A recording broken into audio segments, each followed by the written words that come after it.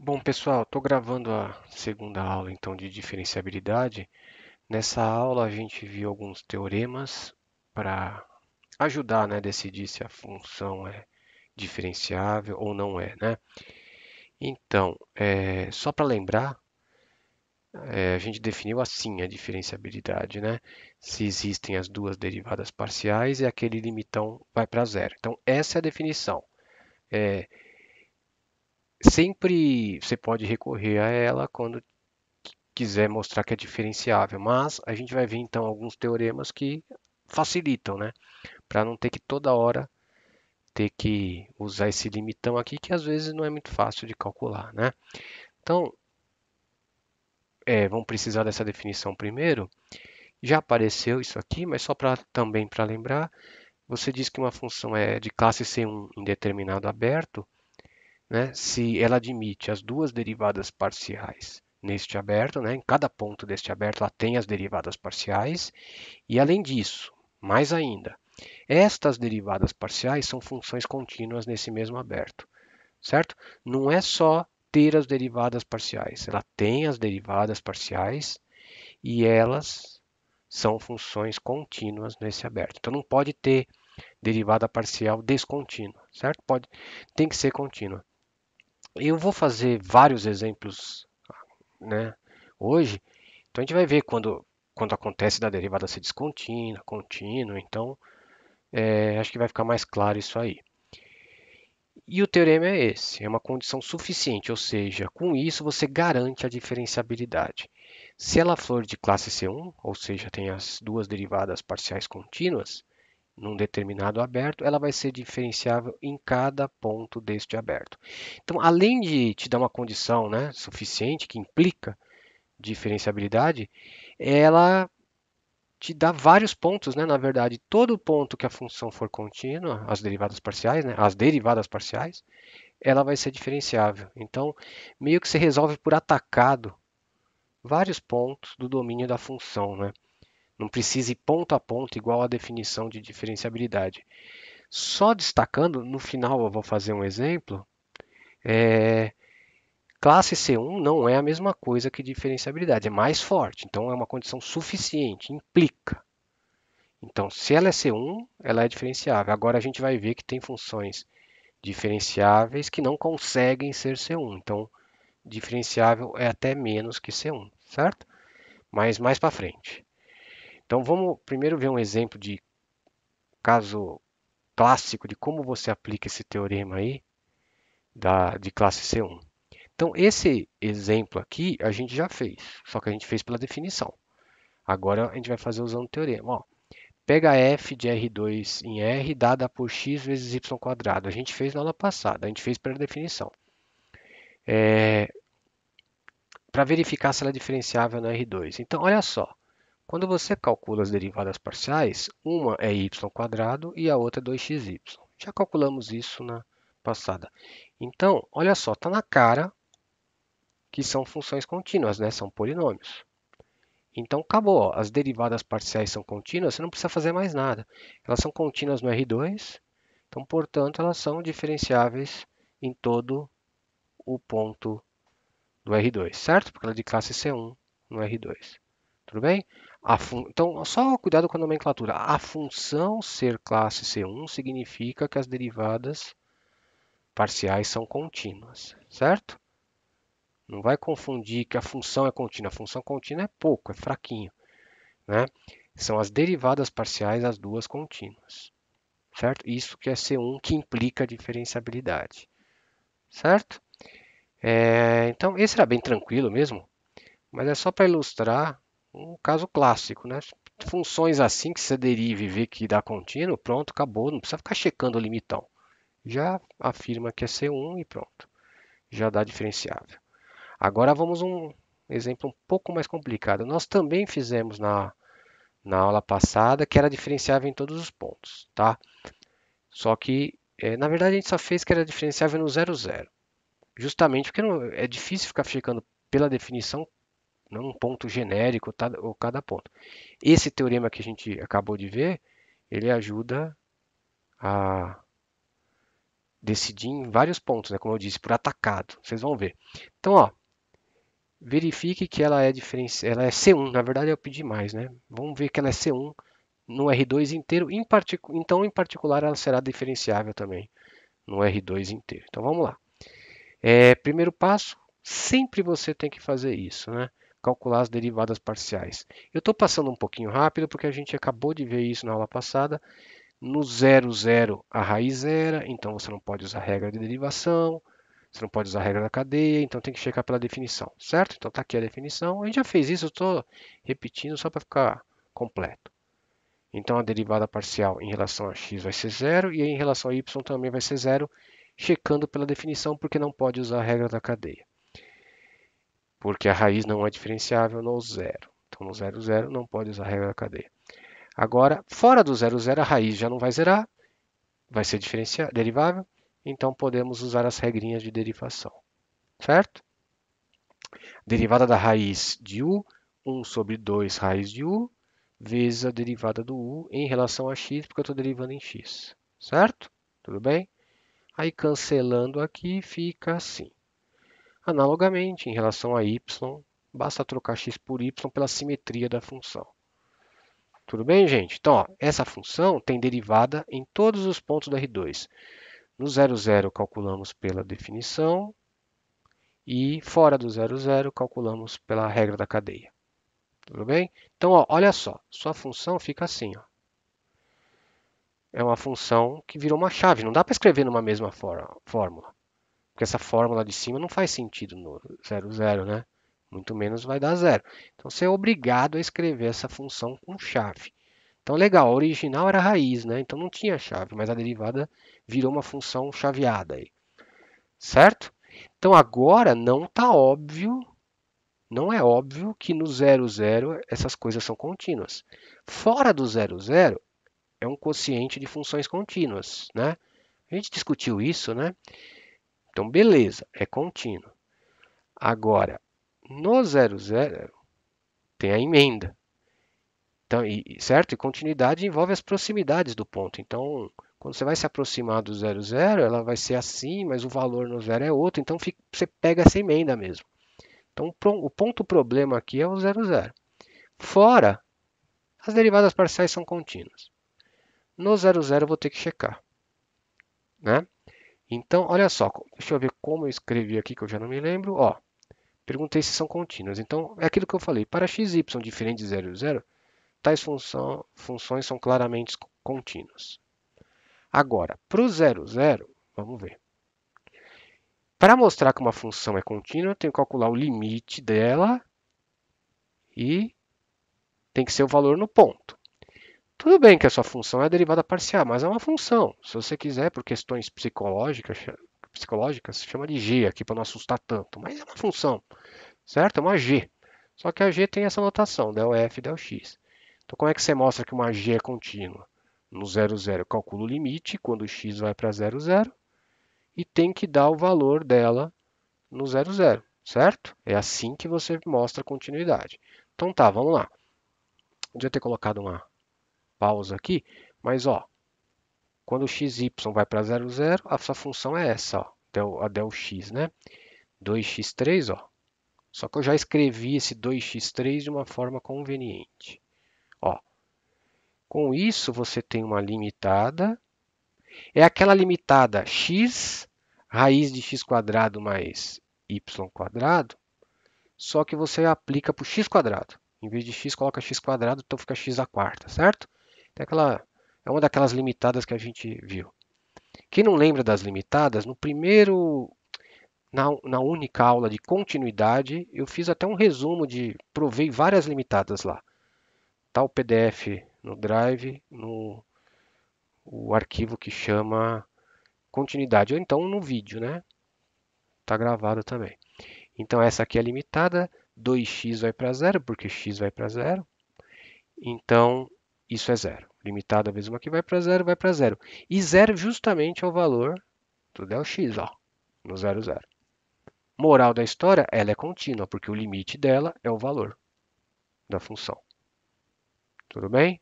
Então, ó, logo, del f del x é contínuo em 0, 0. E analogamente a del y também. É simétrico, certo? Ó, trocar x por y. Então, ó, moral da história, como as derivadas parciais de f são contínuas em R2, isso significa que f é de classe C1 em R2. E aí eu coloquei em parênteses, né? E portanto diferenciável. Porque ele perguntava C1, né? Mas se ele perguntasse diferenciável, você poderia seguir a mesma linha aqui, que C1 implica diferenciável, certo? Então, é uma ferramenta a mais que você tem para provar que a função é diferenciável. Checar se as derivadas parciais são contínuas, certo? Mas lembre que isso é só suficiente, não é necessário, certo? Então, se as derivadas não forem contínuas, mesmo assim ela pode ser diferenciável.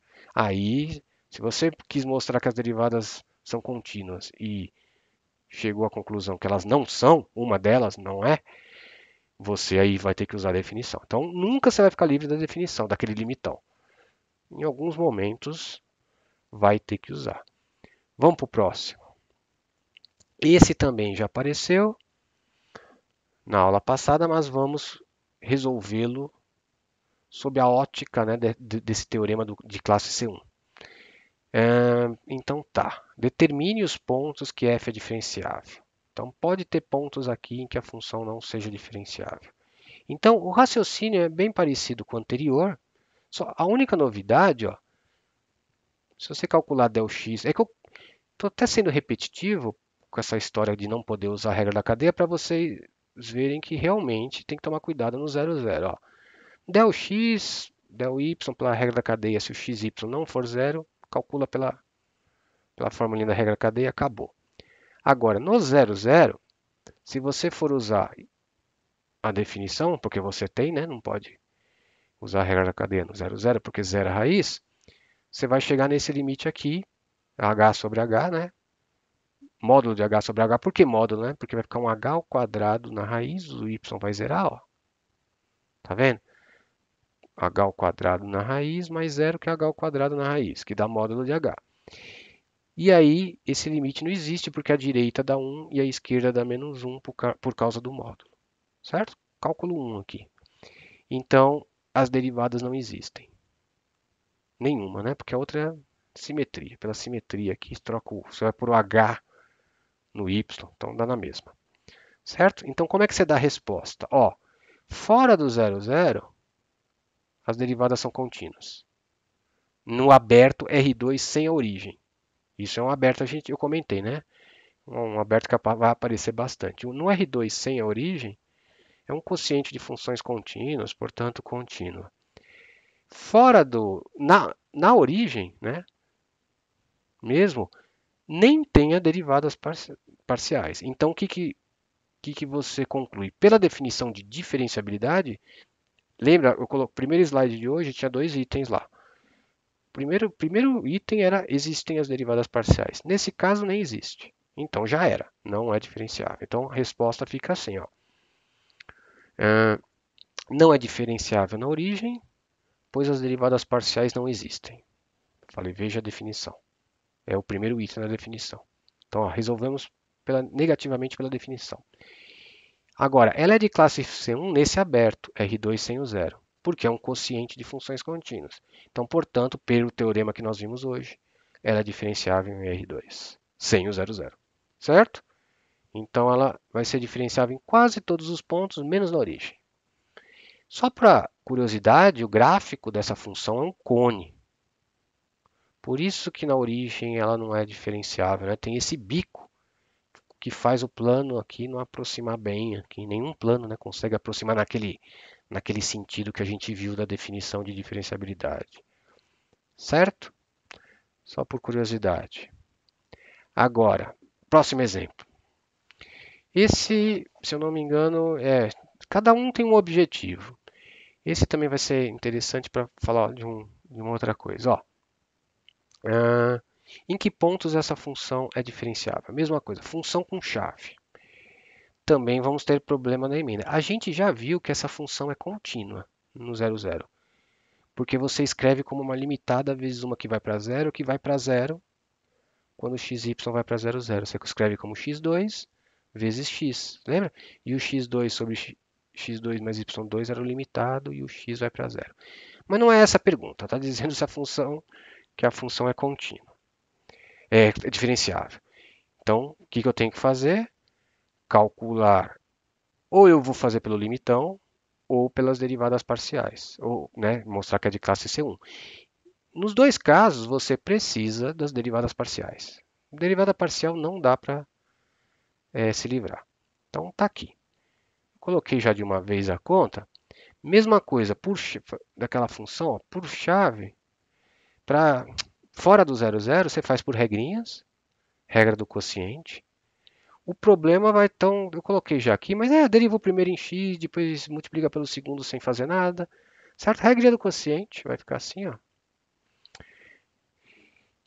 Tanto x quanto y eu já coloquei aqui, acho que não tem problema. E agora eu coloquei também no zero, eu vou ter que usar a definição porque é emenda, né? Derivada envolve o próximo do zero e envolve o zero. Então você vai pegar as duas, né? Então você precisa fazer pela definição.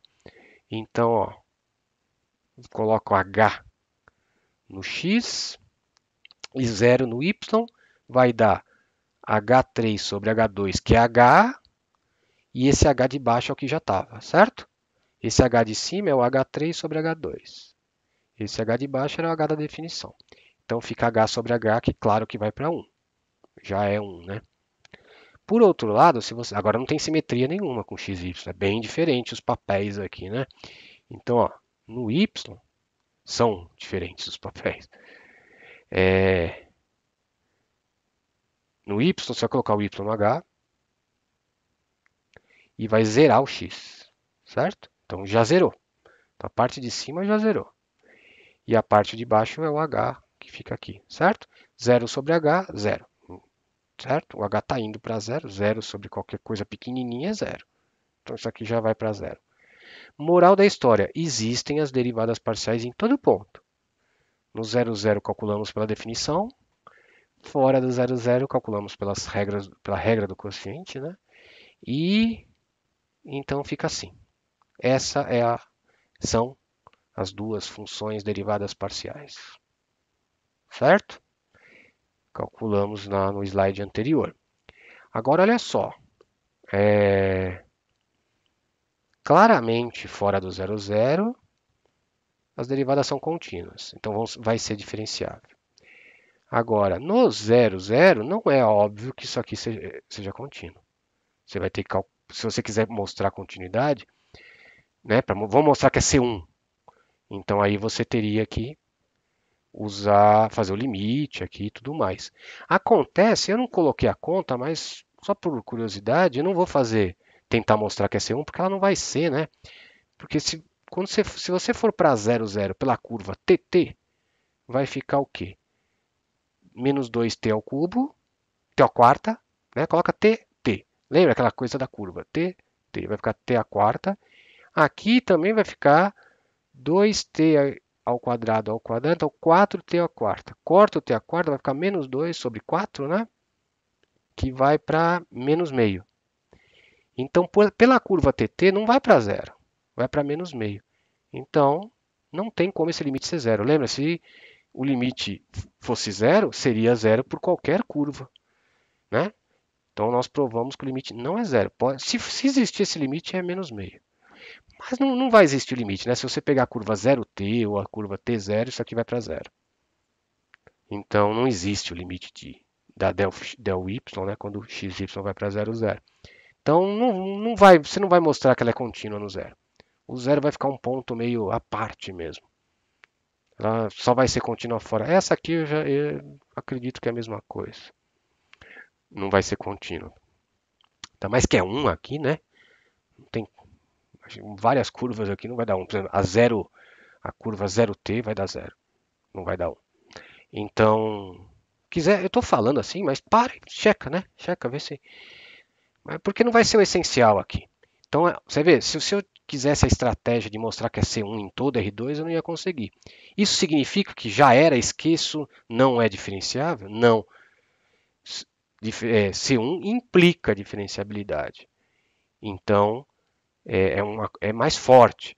Então ela não é C1, tá? Mas ela tem chance ainda de ser diferenciável. Então a gente vai ter que checar pelo limitão aqui. Então vamos ver como eu escrevi, que eu já não me lembro. Ó, primeira parte, aquilo que eu falei já. Ela é C1 no R2 sem o zero. No zero a gente viu que ela não era contínua. E portanto é diferenciável no R2 sem o zero. Beleza. Agora, e no zero? No zero, como eu falei, vou usar a definição. Aí, ó, tá vendo? Não teve jeito de fugir do limitão. Tem que usar, uma hora vai ter que usar. Não consegui mostrar que é C1. E nem sempre é mais fácil mostrar que C1. Esse limite aqui pode ser bem complicado, né? Para mostrar que é contínuo no 0,0. Pode ser bem complicado. Então, às vezes é melhor já pôr o limitão. Nesse caso, ó, é o limite quando HK vai para 0,0, 0 mais H, 0 mais K, porque eu estou checando no 0,0, aqui 0,0, derivada no 0,0, lembra? E quem está mexendo aqui é o H e o K. Então, quanto vai? Aqui vai, no fundo vai ficar f de HK. Lembra que o f era x ao cubo e o resto quadrado aqui? Então, o h, que é o x, né? Fica ao cubo, h2, k2. F de 0,0 é 0, porque vai zerar aqui. Não, não era porque vai zerar aqui, né? F de 0,0 é 0 porque definimos aqui. Aqui não faz sentido no 0,0. Definimos assim, tá? Falei besteira. Então, f de 0,0 é 0. Del x era 1, estava lá em cima, e del y é 0. Então fica esse limite aqui. Esse cara cai fora, então eu vou tirar o mínimo, colocar menos H2 menos K2, ó. Só que ao ser multiplicado por H, fica H3 e HK2, certo? Porque tem um H aqui, ó. Tiro o mínimo só de cima aqui, ó. Tudo bem? Esse H vai embora com esse H, né? Então vai ficar só o menos HK2 e essa coisa aqui. Isso aqui está com uma cara de não existir, né? Porque está muito bagunçado. Você tem uma limitada aqui, tem uma limitada aqui, mas não tem ninguém que vá para zero, né? Dá para conseguir duas limitadas aqui, mas ninguém sobra para ir para zero. Se tivesse mais um H aqui ou mais um K, conseguiria, mas não vai dar. Então aí, suspeitando que isso não vai dar zero, para mostrar que isso aqui não é zero, basta você mostrar por uma curva, né? Porque você não quer provar que é zero, você quer mostrar que não é zero. É mais fácil. Então vamos pegar uma curva. Eu já escrevi direto. Eu já falei que não existe, mas eu vou mostrar aqui curva por baixo, aqui embaixo. F não é diferenciável no 0,0. Era só para não quebrar o raciocínio. Por que esse limite não existe? Vamos ver. Pega a curva TT, você obtém menos t ao cubo, 2t quadrado, 2, né, raiz de 2, porque está dentro da raiz, módulo de t, porque vai ficar tt ao quadrado. Lembra aquela mesma coisa que aconteceu com h lá? Tt. Então, simplificando, fica assim.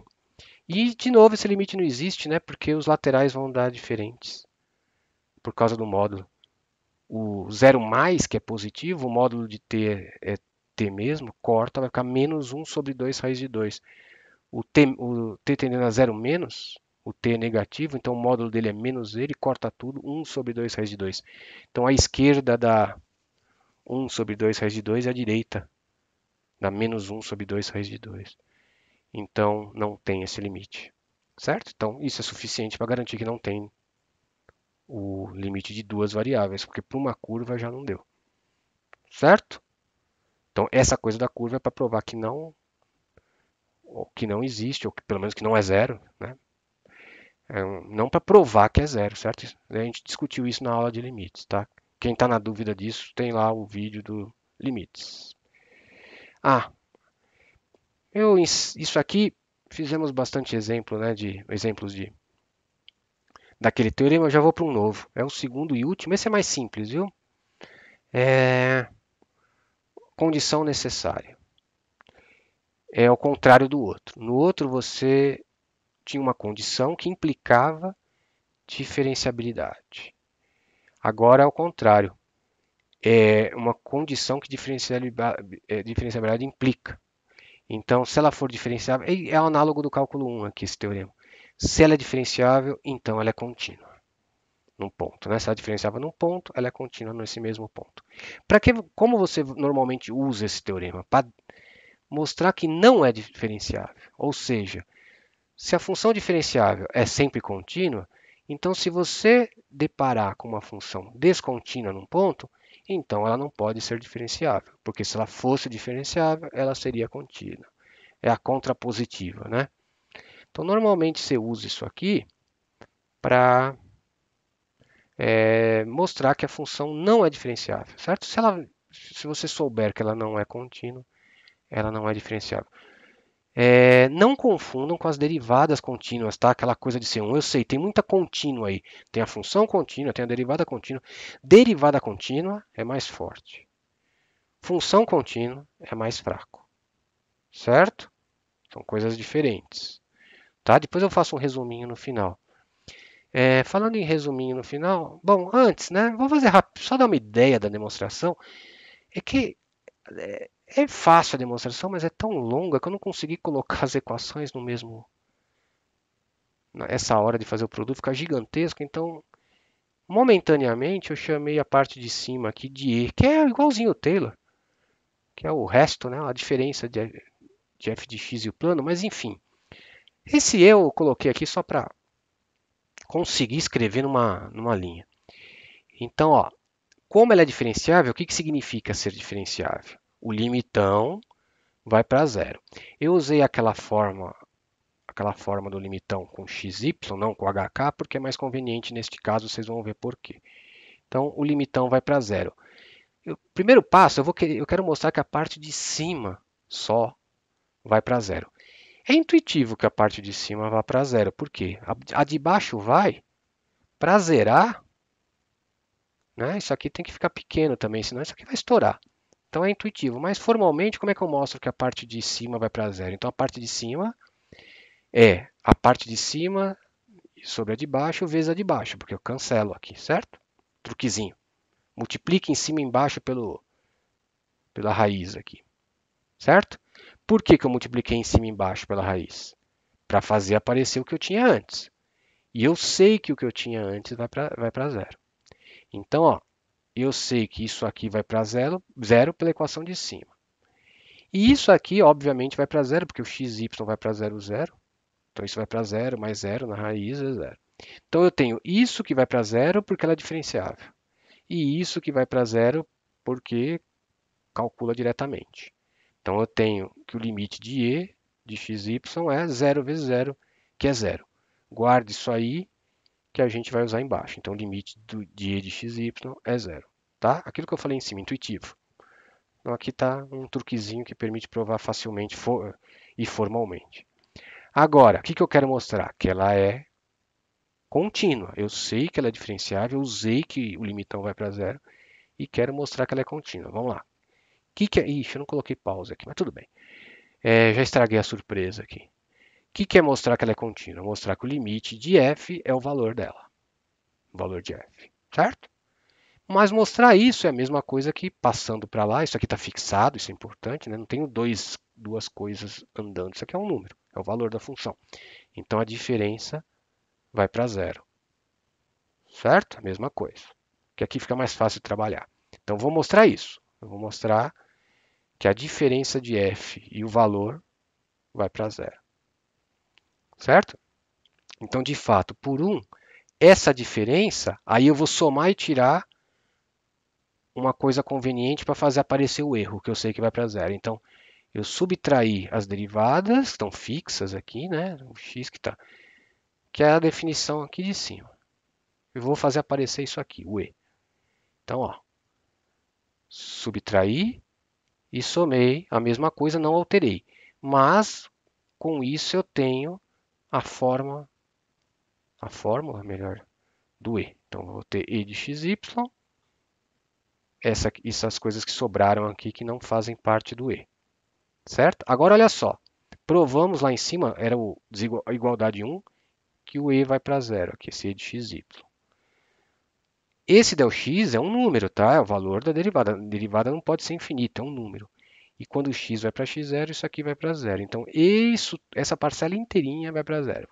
É um número vezes uma coisa que vai para zero, tá? Não, o importante aqui é a derivada não ser infinito, né? Não pode ser infinita a derivada.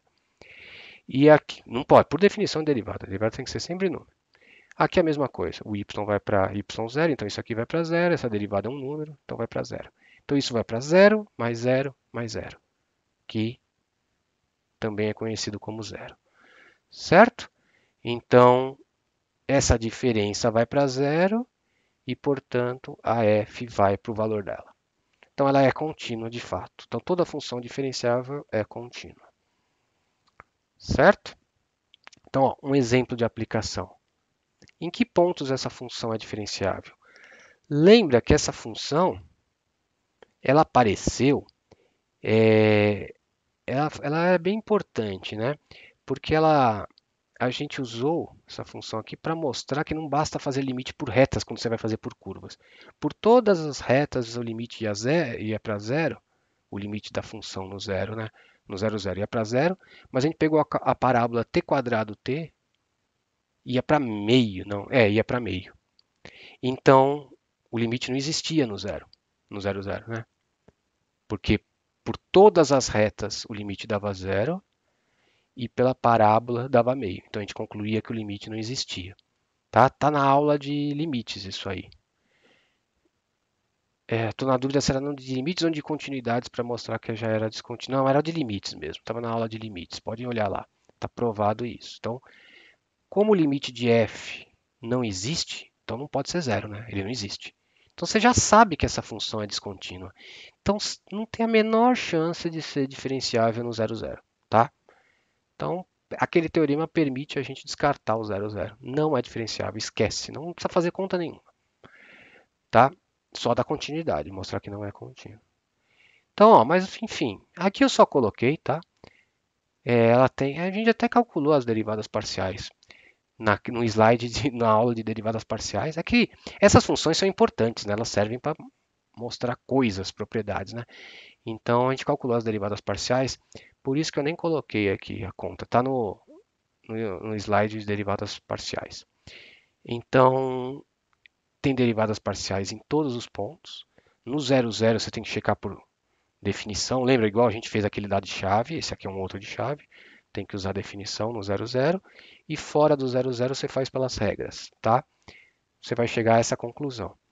Então, olha só, fora do zero, zero, as derivadas são contínuas porque são quociente de funções contínuas. Quociente de polinômios, né? Uma função racional. Certo? Fora do zero, zero, você não precisa checar se não vai ser, né? Porque você já sabe que a função é descontínua, então não é diferenciável. Se não é diferenciável, não vai ser C1, quando muito, ainda mais, né? Então, por isso que eu estou dizendo, não confunda a derivada com a função. A função já é descontínua no zero. Esquece, não vai ser diferenciável. A única chance de ser diferenciável é fora do zero. E fora do zero, de fato, porque aí sim, as derivadas são contínuas. Então, ela é de classe C1 no aberto R2 sem o zero. Então, vai ser diferenciável em R2 sem o zero. No zero não vai ser pela descontinuidade da f, tá? Da f. Então, ó, resumindo, em R2 sem o zero é diferenciável, pois é de classe 1, derivadas contínuas. Em 0, 0, f não é diferenciável, pois não é contínua. A f, né? Não é contínua em 0, 0. Não preciso checar a continuidade das derivadas, tá? A continuidade, a descontinuidade de f já descarta a diferenciabilidade, certo? Que é o teorema anterior. Então, ó, resumindo, essa observação importante. Se a f tem derivadas parciais contínuas, ou seja, é de classe C1, ela é diferenciável. E se ela for diferenciável, ela é contínua. Foi isso que a gente viu hoje, certo? É essa cadeia de implicações que vale. A recíproca de nada disso é verdadeira. Se ela for contínua, não quer dizer que é diferenciável. E se ela for diferenciável, não quer dizer que tem derivadas parciais contínuas, ou seja, C1. Tá? Nada disso volta, então não usem ao contrário, é só nesse sentido. Os contra-exemplos de que isso não volta estão aqui. Essa função a gente provou direitinho que era uma função contínua, certo? Lembra que eu falei que se eu colocava x2 vezes x, dava uma continuidade aqui no 0, 0. ela é contínua, mas a gente provou que ela não não é diferenciável, certo? Provamos pelo limitão. Aquele limitão deu um módulo de t embaixo, lembra? Hoje mesmo. Então, ela não era diferenciável, certo? Então, aqui está um contra-exemplo, né? Um contra-exemplo dessa implicação aqui, ao contrário. Então, não volta, certo? Agora, para o outro é um pouquinho mais difícil. Eu cheguei a fazer a aula, mas eu estou sem o slide aqui. Eu vou gravar num vídeo separado, tá? Esqueci de editar. É que eu achei que não fosse dar tempo, porque é muita coisa que tem aqui. Então, diferenciável, que não é classe C1, tem na lista. É essa função. Eu cheguei a fazer as contas, vou fazer, mas quem quiser pensar nela, eu já vou gravar isso aqui também. Então, para ficar igual, né, com a aula que a gente viu. Então, isso aqui é um exemplo de uma função, está na lista, tá? 1.13, uma função que é diferenciável. Você prova que é diferenciável usando o limitão no 0,0, mas não é de classe C1. Uma das derivadas não é contínua, a outra é, tá? Mas isso, para ser C1, as duas tem que ser contínua, tá? Não lembro, acho que o del x é contínuo. Enfim, pouco importa. Eu vou fazer as contas depois, mas ela não é C1 porque tem uma derivada descontínua no 0,0. Certo, gente? Então, foi isso, a menos desse exercício que eu farei depois, que a gente viu na segunda aula de diferenciabilidade. Certo? Esses teoremas. Tem muito exemplo aqui, tá? Tem função com raiz, tem função com chave, tem função sem nada, tipo aquela lá XY2. Então tem vários exemplos aqui. Eu acho que se pegar esse PDF aqui, refazer, tentar entender, consegue fazer os da lista. Agora, se vai para a lista direto, eu acho que é um pouco. Você vai misturar os conceitos, né? Dá uma estudada antes, refaçam esses exemplos, né? Tenta entender por que eu usei limitão aqui, por que eu não usei ali, e depois vai para a lista, tá? Muitos desses exemplos estão na lista também, tá? Eu selecionei porque eles tinham alguma propriedade legal que eu queria mostrar. Mas enfim, então eles são importantes também. Mas é que, como tem muita coisa, muito conceito, né? Derivada contínua, função contínua, diferenciável, então é bom dar uma estudada antes de partir para a lista, viu? Então tá, daqui a pouco eu gravo esse aqui, ficou faltando, fiquei devendo, e eu já subo, certo? Então, até a próxima.